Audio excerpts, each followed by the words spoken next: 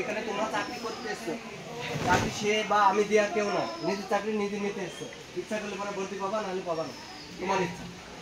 তাহলে চাকরি তো আমি তোমাকে করছি না কি যে ভাই নেই, তোমাকে আমি দয়া করি বা দান করি, তোমরা অ্যাক্টিভিটি ভালো করছো, ভালো পড়াশোনা করছো, তা আজকে মেডিকেলের জন্য এসছো, আজকে রানের জন্য এসছো।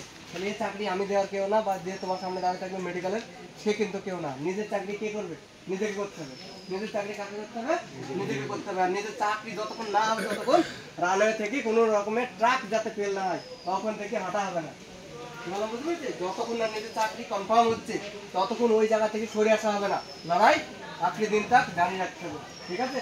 মেডিকেলের ক্ষেত্রে কোনো রকমের মুখ ফাড়া, কথা বলা, হাউ করা, যা বলছি এদিকে ঘোর, এদিকে ঘোর, ওইদিকে যা, ওইদিকে যা, প্যান্ট খোল, প্যান্ট খোল, এখানে দাঁড়িয়ে থাক, এখানে দাঁড়িয়ে থাক, এর ওপরে কোনো কথা হবে না। যা বলবো ইশারায় কথা হবে, ইশারায় কারবার করতে থাকবা। কি বললাম বুঝতে পেরেছো? পোড়াপাটি হাত সামনে, হাত সামনে পোড়াপাটি। মাইক্রোফোনটা দিবি?